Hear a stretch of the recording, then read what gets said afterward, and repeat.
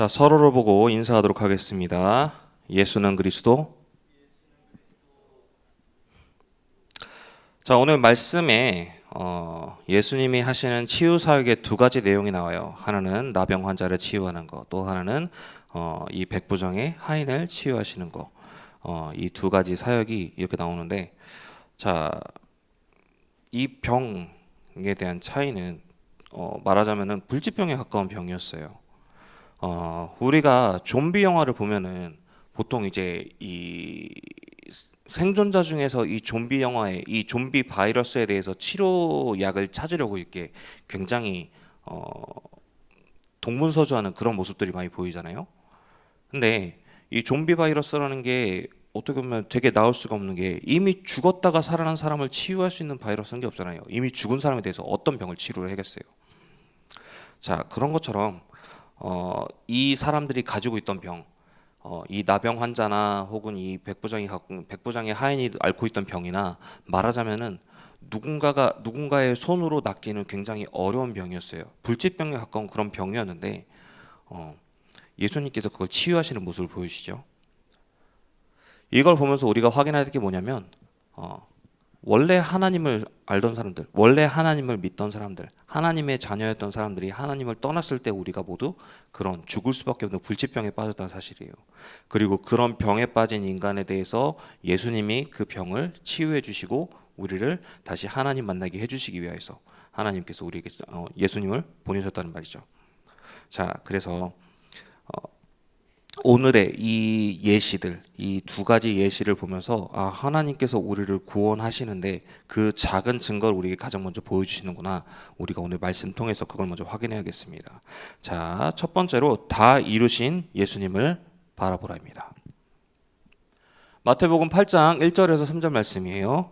예수께서 산에서 내려오시니 수많은 무리가 따르니라. 한 나병 환자가 나와 절하여 이르되 주여 원하시면 저를 깨끗하게 하실 수 있나이다 하거늘 예수께서 손을 내밀어 그에게 대시며 이르시되 내가 원하노니 깨끗함을 받으라 하시니 그 즉시 그의 나병이 깨끗하여 지니라.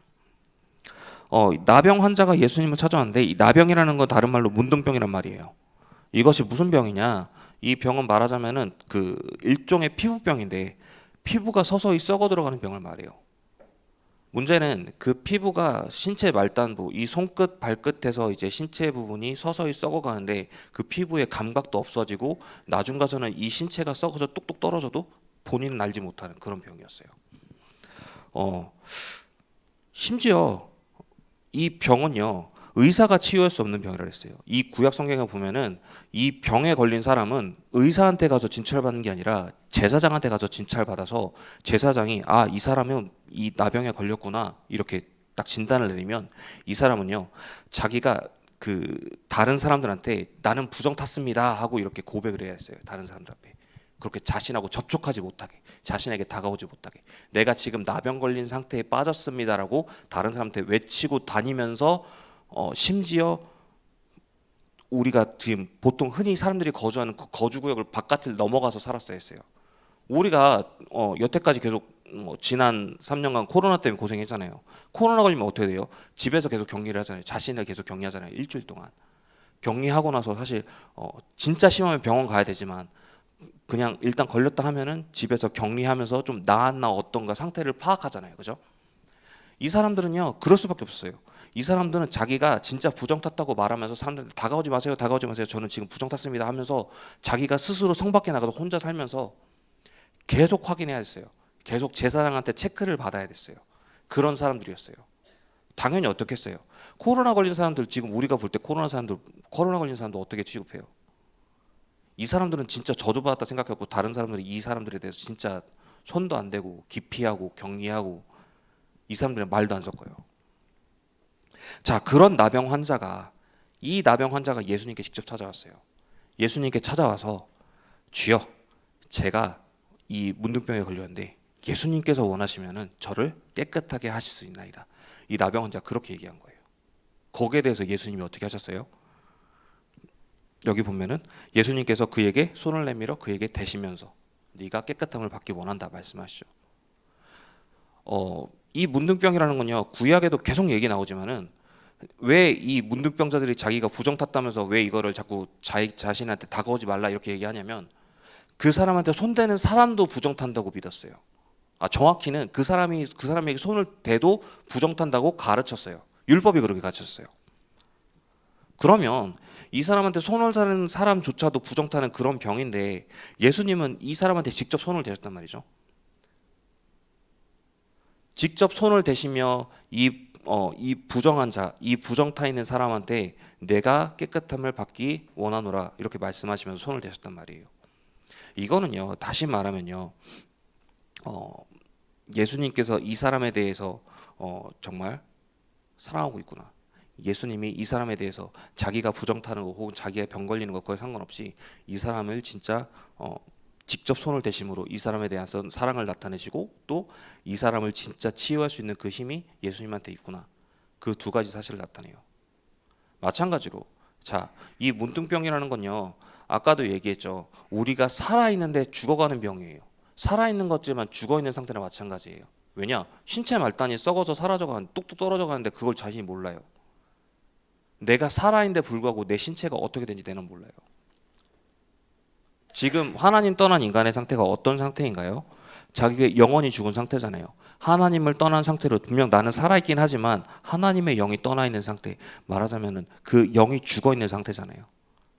그래서 우리는 태어난 순간 죽는 순간까지 계속 끊임없이 전력을 다해서 죽어가고 있는 상태로 마찬가지예요. 그런 우리에 대해서 하나님께서 예수 그리스도를 우리에게 보내셔서 우리를 구원하시고 우리를 다시 살리기 위하여서 우리를 다시 하나님 만나기 위하여서 이 그리스도를 우리에게 보내시고 또 우리를 통하여서 다시 하나님 만날 수 있도록 그렇게 우리를 이끌고 계시죠. 마태복음 8장 4절에 예수께서 이르시되 삼가 아무에게도 이르지 말고 다만 가서 제사장에게 내 몸을 보이고 모세가 명한 예물을 드려 그들에게 입증하라 하시니라. 문둥병자의 치유는 어떻게 됐나요? 예수님이 직접 손을 대시고 내가 깨끗함을 받기 원하노라 말씀만 하셨는데 이 사람의 병이 깨끗하게 되었어요. 우리가 흔히 병에 걸렸으면 그거를 치유받았다고 표현할 텐데 깨끗해졌다고 말한다는 거는 진짜 이 문둥병이 우리가 보통 알고 있는 그 질병과는 완전히 다른 종류의 거라는 거예요. 그 사람의 그 자체가 살아났고 말하자면 우리가 이 문둥병에 걸렸던 우리 같은 사람들도 예수님께서 우리를 그렇게 깨끗하게 만들어 주시고 우리가 그렇게 살아가단 말이에요. 이 문둥병자가 아까 전에 제사장한테 진찰받는다고 했습니다. 이 제사장이 이 문둥병자가 찾아왔을 때 이 사람을 진찰해보고 이 사람에게서 그 피부 질환이 없어진 게 확인되면은 그때서야 네가 확실히 깨끗함을 받았다 얘기하고 그리고 이 환자가 이 문둥병자가 그때 이제 다시 한번 하나님과의 하나님께 드리는 제사를 드리고 나서 그때서야 다시 거주 구역으로 다시 돌아갈 수 있었어요. 다시 한번 이 사람이 사람들이 살아가는 그 거주 구역에 다시 들어갈 수 있었어요.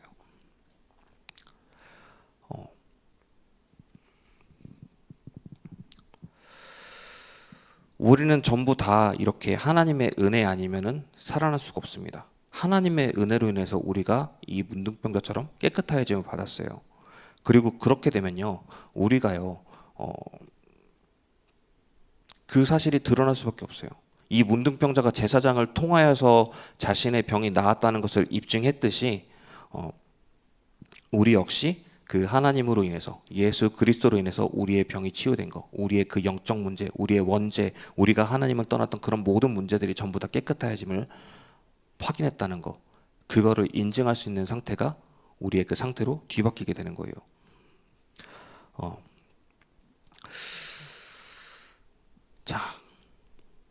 다시 한번 말씀 속에서 확인하시기 바랍니다.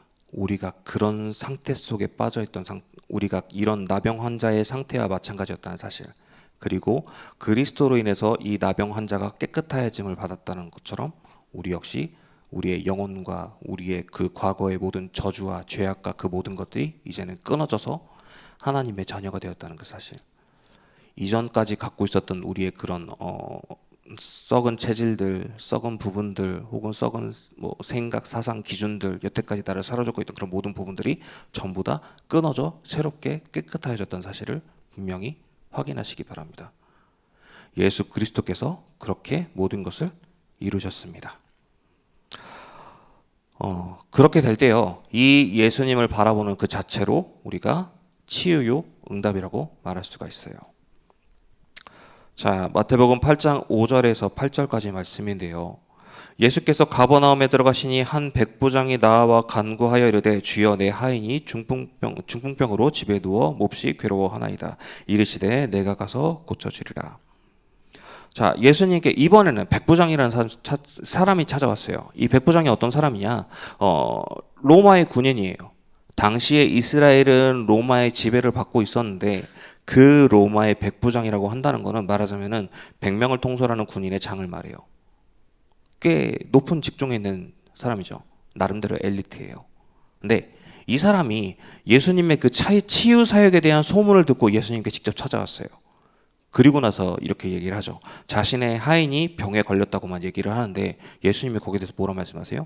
내가 가서 낫게 하리라. 백부장은 찾아와서 자신의 그 하인의 병의 증세만 얘기했는데 예수님은 또 찾아가서 직접 살려주겠다 말씀하세요. 이건 역시도 하나님의 사랑을 의미해요. 왜냐하면 예수님에게 있어서는 이 사람의 하인이 병에 걸리고 심지어 이 사람의 하인이 아니라 이 사람의 병에 걸려도 상관없는 사람이에요. 왜냐? 원래 유대인하고 이방인은 서로 왕래하면 안 되는 사이였어요. 유대인들의 입장에서는. 왜냐? 당시 유대인들은 약간 뭐라고 해야 될까? 자신들이 하나님이 택한 민족이라는 약간 선민 사상을 가지고 있었기 때문에 유대인들의 전반이 그런 사상을 깔려 있었어요. 그랬기 때문에 이 유대인들은 이방인들하고 말도 섞는 것도 피하고 되도록이면 이방인들하고 엮이는 것도 피하는 그런 상태 속에 있었는데 이 백부장이 엘리트라고 했잖아요. 이 사람도 어쩌면은 그 예수님이 그렇게 생각할 수 있겠다라고 판단할 수 있을 거예요. 이 사람은 유대인들에 대한 그 풍습이나 습관이나 그런 것들을 나름대로 이해하는 사람이었어요. 근데 그럼에도 불구하고 예수님께 찾아와서 자신의 하인에 대한 병에 대해서 얘기하고 그 병이 낫길 바라는 약간 그런 것들을 예수님께 찾아와서 구했죠. 그런데 예수님께서는 여기서 뭐라고 말씀하세요? 내가 가서 낫게 하리라 말씀하시잖아요. 예수님의 구원 사역에 있어서는요, 예수님은 그 구원하는 데 있어서 유대인과 이방인을 갈라놓지 않으셨어요. 왜냐? 하나님의 구원 사역은 전 세계를 통해서 이루어지세요.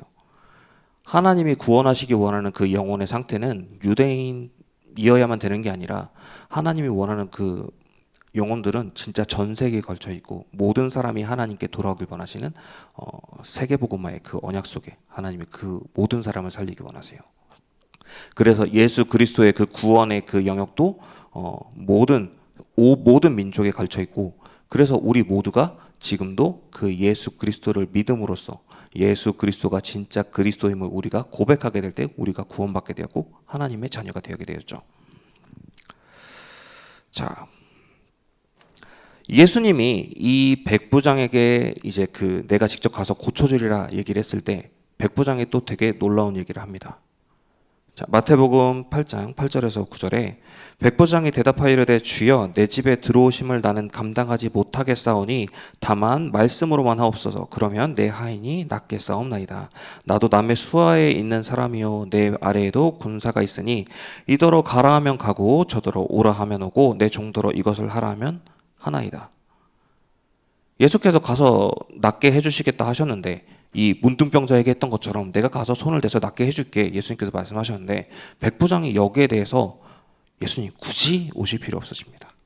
그냥 말씀만 하십시오. 이 백부장이 이해하고 있던 거는 이 예수님의 권세가 어떤 것인지 이해하고 있었다는 거예요. 우리 이 아까 전에 그 예화에 나왔던 문둥병자조차도 예수님께 직접 찾아와서 손대서 나를 낫게 해주십시오 그렇게 얘기를 했는데 우리가 보통 병에 걸리면 의사를 찾아가잖아요. 보통 어디가 아프면은 낫게 해줄 만한 사람한테 하다못해 부모님한테 조언을 구하기 위해서라도 부모님께 찾아가잖아요.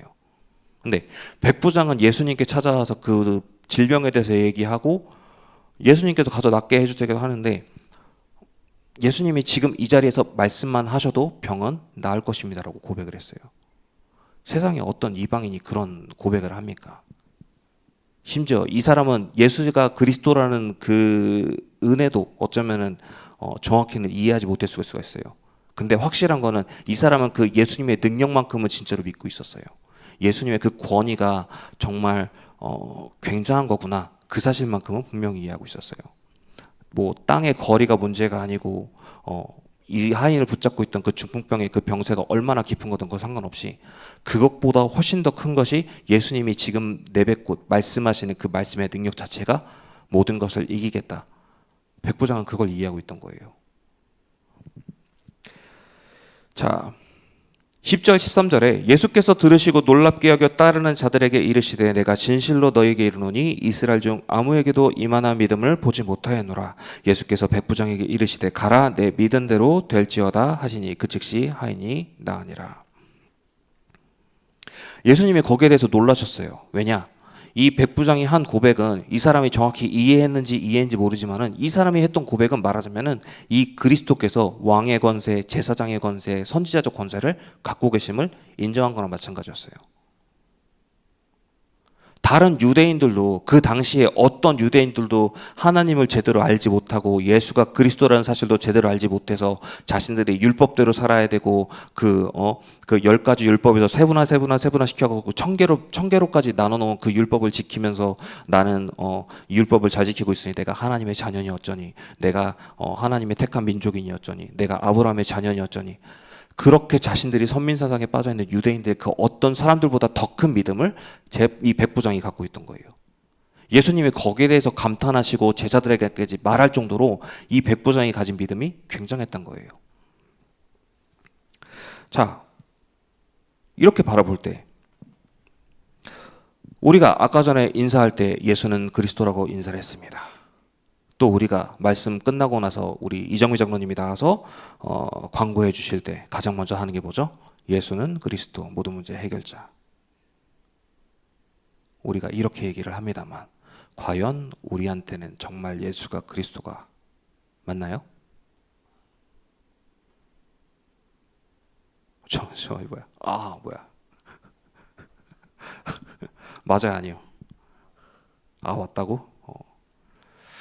자, 예수가 그리스도라는 고백을 우리가 할 때 정말 우리한테 있어서 이 예수가 그리스도라는 고백이 정말 나의 고백인지 확인해 볼 필요가 있어요. 우리가 항상 이 신분을 누리고 있다고 얘기를 하지만 이 신분을 진짜 누리는 것은 우리가 말씀 받아 누릴 때, 이 말씀을 진짜 나에게 주신 말씀으로 누릴 때, 이 말씀이 정말 성취되는 말씀을 우리가 믿을 때, 그 말씀 가지고 내가 하나님께 기도하면서 이번 한 주간 오늘 하루 나를 하나님께서 인도하시는구나. 하나님께서 나를 이끌어 가시는구나. 하나님이 내 삶을 내 평생에 걸쳐서 나를 전도자로 세우시는구나. 그 사실을 내가 믿고 확인할 때 그때 이 예수는 그리스도라는 고백이 진짜 나의 고백이라고 할 수 있지 않을까요?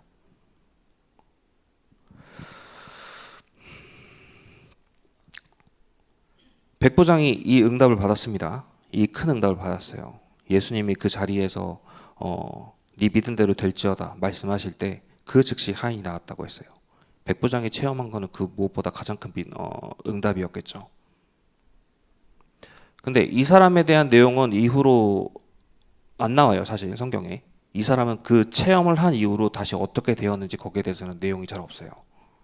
이 사람은 예수님을 통해서 그 기적을 딱 한 번 맛봤어요. 근데 우리는요?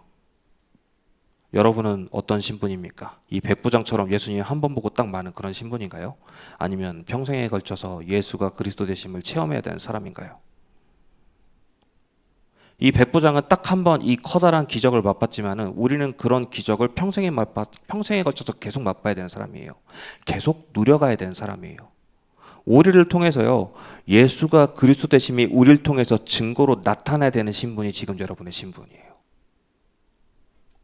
우리를 통해서요, 하나님이 여러분을 통해서 각자의 현장에서 여러분의 친구, 여러분의 혹은 뭐 선생님, 혹은 여러분의 뭐 후배들, 앞으로 여러분이 또 고등학교를 가서든 대학교를 가서 만나게 될 수많은 사람들, 또 사회에 나가서 만나게 될 수많은 사람들, 각자 나가게 될 그 현장까지도, 그 현장에 나가서도, 또 앞으로 여러분이 나중에 나이 들어서 죽기 전까지도 여러분은 예수가 그리스도 되심이 여러분의 삶을 통해서 증거가 돼야 되는 신분이에요. 그렇다면은 예수님께서는 이 믿음을 고백한 백부장에게도 응답을 주셨지만은 여러분한테는 어떤 응답을 주시겠어요? 비교할 수 없는 응답을 주실 거예요, 여러분한테. 그 사실을 분명히 체험하시기 바랍니다. 그 믿음을 분명히 회복하시기 바랍니다. 지금은 말씀을 들으면서 말씀이 귀에 안 들릴 수도 있고 옆에 있는 친구랑 노는 게 좋을 수도 있고 약간 정신 팔리는 그런 부분이 있을 수도 있지만 어쨌든 그런 것과 상관없이 여러분들은 지금 예수가 그리스도 되심이 지금 여러분 한 사람 한 사람 각 개인에게 그 신분이 적용되어 있음을 분명히 체험하시기 바랍니다. 아멘? 안 들려. 아멘? 자, 그래서 우리가 날마다 확인해야 될 것이 뭐냐? 세 번째입니다. 하나님의 주권과 통치와 왕권 아래 살아가시기 바랍니다. 자, 마태복음 8장 11절에서 12절 또 너희에게 이르노니 동서로부터 많은 사람이 이르러 아브라함과 이삭과 야곱과 함께 천국에 앉으려니와 그 나라와 본 자손들은 바깥 어두운 데 쫓겨나 거기서 울며 이를 갈게 되리라. 여러분 있잖아요. 방금도 말씀드렸지만 하나님의 자녀라는 신분을 절대 착각하시면 안 돼요. 아까도 얘기했죠. 이 유대인들은요. 이상한 선미사상에 빠져 있었어요.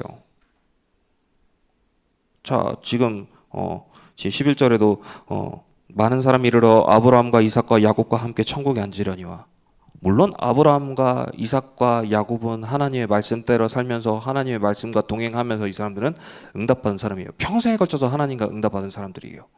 근데 이 자손들이 가면 갈수록 이후로 가서 이 본문 당시에 유대인들쯤 왔을 때는 이 사람들은 복음에 대한 제대로 된 이유도 알지 못하고 올바른 메시아관도 확립하지 못한 주제에 자기는 하나님의 택한 민족이다 생각하는 착각하는 그런 사람들이었어요. 이런 사람들은 딱히 구원이 있을 필요가 없어요. 왜냐? 엉뚱한 구원을 붙잡고 있거든요. 예수가 그리스도 되심을 우리가 뭘 믿어야 되나요? 예수가 그리스도 되심의 여자의 후손이 찾아왔을 때 그 여자의 후손을 통하여서 우리가 살아나고 우리가 그 복음을 믿을 때 우리가 하나님의 자녀가 된다고 하셨는데 이 사람들은 거기에 대해서 전혀 알지 못한 거예요. 진짜 하나님의 자녀가 뭐냐면요. 이 예수 그리스도를 믿음으로 우리가 구원함을 받고 또 하나님의 왕권에 전적으로 의지하는 사람이에요. 예수가 우리에게 그리스도 되실 때 우리가 그 예수 그리스도를 내 마음에 모실 때 하나님께서는 이제 그 절대적인 계획과 그 왕권을 가지고 우리를 이끄실 것인데 그러면은 우리가 지금 살면서 우리가 해야 되는 거는 오늘 나의 삶 가운데 정말 하나님이 내 삶을 인도하시는구나. 그거를 분명히 다시 한번 확인하시기 바랍니다. 그 사실을 붙잡고 움직이시기 바랍니다. 구원은요, 그래서 끝이 아니에요. 우리가 구원받고 끝이 아니라 구원받은 그 순간부터 우리 신앙생활은 시작이에요. 우리가 여태까지 우리를 붙잡고 있던 그런 상황 속에서 혹은 뭐 그런 습관 속에서 그런 체질 속에서 벗어나서 이제는 그것과는 상관없는 새 생명을 우리가 받았기 때문에 이제는 우리가 원하던 삶, 우리가 그냥 주어진 대로 사는 삶이 아니라 하나님께서 우리에게 허락하신 삶을 살아가는 거예요. 그러기 위해서는 우리가 다시 한번 오늘도 말씀을 깊이 확인하고 그 말씀 가운데 여러분에게 주어진 그 말씀을 붙잡고 하나님께 기도하면서 내 하나님께서 나를 어떻게 인도하시는가 그것을 분명히 체험하시기 바랍니다. 그 삶 속으로 인도받기 바랍니다. 자, 하나님께서 나를 구원하시면서 우리에 대한 분명한 사명을 갖고 계세요. 우리가 방금도 얘기했죠. 구원받으면 끝이 아니라 시작이라 했습니다. 구원받아서 우리가 끝날 거면 지금 당장 죽어도 돼요. 근데 우리가 지금도 살아있는 이유는 하나님에 대한 사명이, 우리에 대한 하나님의 사명이 분명히 살아있기 때문입니다.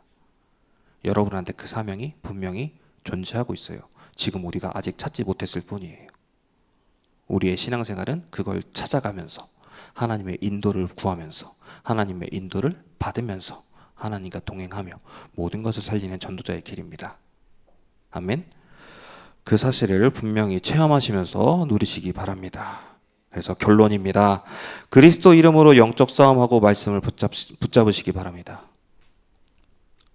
우리 신앙생활은 이제부터 옛 체질과의 싸움이에요. 우리 신앙생활은 여태까지 나를 농락하고 붙잡고 있던 사탄과의 싸움이에요.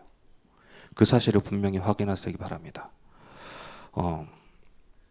자, 하루는 이 마귀가 자신이 쓰던 도구를 자신이 사용하던 도구를 경매에 내놨다고 해요. 자, 많은 사람들이 거기에 대해서 관심을 가지고 모여서 이 마귀가 쓰던 도구에 대해서 관찰하고 있었는데 한 물건에 비매품이라고 써 있길래 그 모인 사람 중에 한 사람이 이 비매품이라고 써진 물건을 보고서 이게 뭐냐고 마귀한테 물어봤대요. 그랬더니 마귀가 뭐라고 했냐면, 이거는 절대 팔 수 없다. 왜냐? 이거는 나한테 진짜 중요한 도구인데 이것만 있으면 사람들의 마음을 파고들 수 있고 그 사람들의 마음을 파고들어서 그 무엇이든지 심어줄 수 있다라고 얘기를 했대요. 그래서 그 물어본 사람이 이게 대체 무슨 물건이냐? 이름이 뭐예요? 물어보니까 사탄이 뭐라고 했냐? 이 도구의 이름은 낙심입니다. 라고 했대요. 자, 여러분. 우리가 살면서 있잖아요. 우리가 오늘 받은 말씀과 우리가 앞으로 살아가는 그 삶 가운데 내가 받은 말씀하고 그 삶이 맞지 않게 느껴질 때가 있어요. 내가 받은 말씀과 지금 내가 갖고 있는 이성이 뭔가 연결되지 않는다 느낄 때가 있어요. 말씀의 능력을 믿어도 그 말씀의 능력이 나하고는 좀 상관이 없다 느낄 때가 있겠지만은 우리가 거기에 대해서 또 이제 갈등을 하면 있잖아요. 마귀는 곧바로 우리한테 낙심을 심어줍니다. 우리가 여기에 대해서 이 받은 말씀이다. 이게 나한테 말씀 안 맞는 것 같은데. 말씀 오늘 받은 말씀이 좋긴 한데, 오늘 나하고는 안 맞는 것 같은데 이게 지금 그렇게 생각을 할 때, 그때 마귀가 여러분한테 심어놓은 게 낙심이에요. 내가 그렇지 뭐. 내 삶이 이렇지 뭐. 내 인생이 이렇지 뭐. 여러분요 끊임없이 그렇게 공격을 받을 거예요. 끊임없이 괴롭 이런 이간질을 받게 될 거예요. 그런 가운데서요 아까도 얘기했듯이 우리의 삶은 계속 끊임없는 영적 싸움의 그런 연속으로밖에 있을 수밖에 없어요. 내 삶은 여태까지 살아왔던 내 영적인 체질과의 싸움이에요. 여태까지 나를 붙잡고 있던 사탄과의 농락과의 싸움이에요. 그렇게 되려면 내 마음을 끊임없이 지키고 내 마음을 단단히 다져야 되는데, 우리가 저번 주에도 어떻게 받았죠? 우리가 받은 말씀을 단단하게 다지기 위해서는 말씀으로 내 반석을 다지는 수밖에 없어요. 말씀으로 내 마음의 그 반석을 다지시기 바랍니다. 오늘도 예수가 그리스도 되심을 분명히 확인하시기 바랍니다.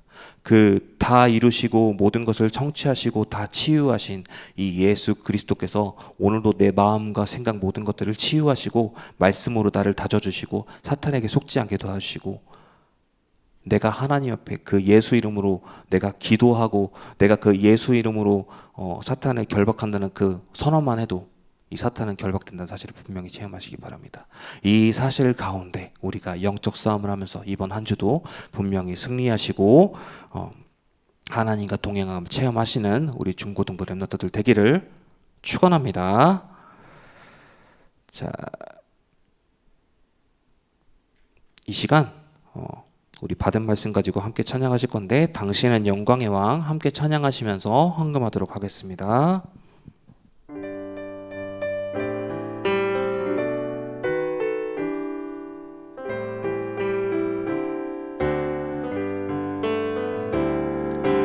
당신은 영광의 왕, 당신은 평강의 왕, 당신은 하늘과 땅의 주, 당신은 정의의 아들, 천사가 무릎 꿇고 예배하고 찬양하네. 영원한 생명 말씀, 당신은 예수 그리스도 주. 호산나 다윗의 자손께, 호산나 불러 왕 중의 왕. 높은 하늘의 영광 예수 주 메시아네